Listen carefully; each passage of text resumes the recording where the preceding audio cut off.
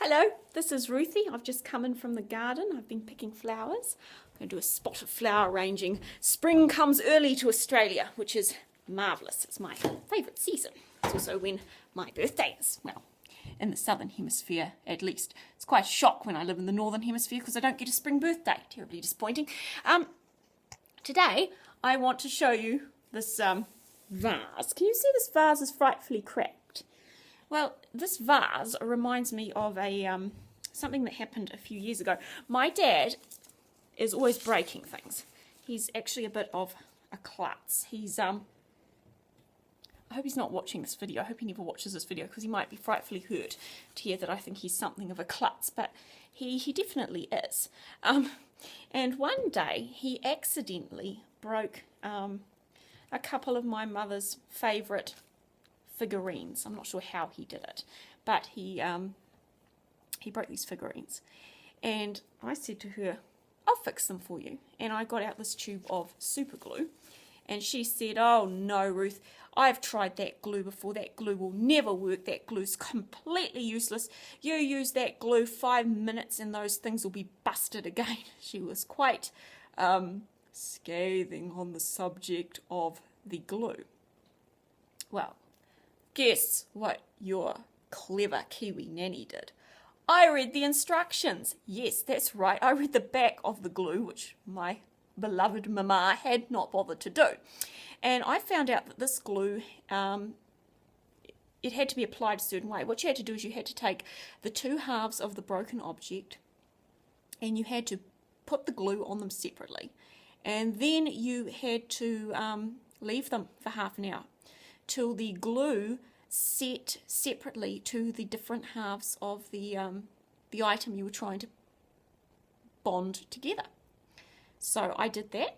I followed the instructions and guess what? The glue worked for me. And of course my mother was very pleased that she'd been wrong because she liked her figurines and voila, I fixed them. Yes, that's right. I do have the occasional talent. Why am I telling you this? Well, because we live in a society that doesn't really understand how men and women are bonded together. And God has created a very special way for men and women to be joined together. It's called marriage. And from marriage we get families, and God loves families. He is just so into families that it's just something that really, really makes him happy. And marriage is really being done very wrong in our society.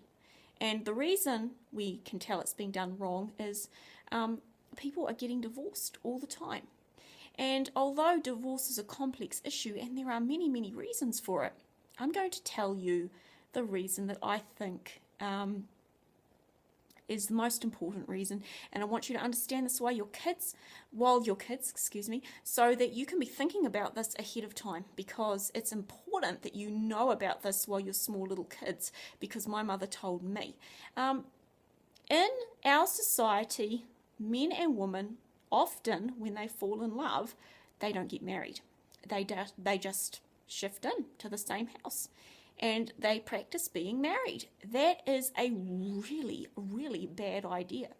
And the Bible absolutely forbids this. It says it's totally not allowed for a man and a woman to live together like a husband and wife before they're married. And because our society is getting further and further away from its heritage of believing the Bible, people are now starting to think that it's sensible to live together because you need to practice your marriage before you get married. But of course, the ways of God are actually the wisest ways. And the reason you must never do that is it is like the glue that I used on my mother's figurines. Marriage works when you follow God's rules.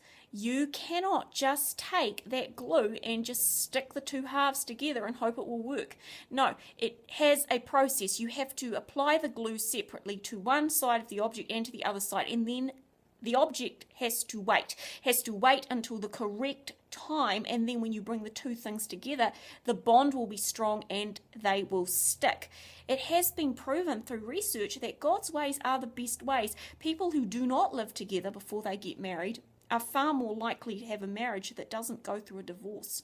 When you become older and you become interested in getting married, I want you to remember this. Society will tell you that it's a better idea just to shift in and see if it will work before you get married. But God says that we are to be people of purity and we are to trust His ways, and we are not to do that. Do not live with someone before you have married them. The Bible absolutely forbids that you live with a man or a woman before you are married to them. And when you trust God's ways, even though they seem a little bit, they don't sound so sensible, you're going to find they work much, much better. So remember that you belong to God. God expects you to be a holy, righteous person. And part of that is you must not live with someone before you have married them. And if someone else is watching this who's already done that, because I'm putting this on the internet, I will say this: God can forgive anything, and God can undo your mistakes and make miracles for you. So do not be distressed if you think, oh, I think I may have blown that. God can certainly show you what to do. But for Diana and Adam, my two most favourite kids in the world, while you're still little kids, I want you to understand that God's ways are the best ways. Don't practice marriage. We're not allowed to. And like the glue, that when my mother was applying it wrong, it wouldn't hold it together. If you do marriage wrong, the likelihood of that marriage lasting is much, much lower. So in all things, what do I say? You have to trust God. You have to be loyal to Him. And when you're loyal to Him, things will go much, much better. Love you.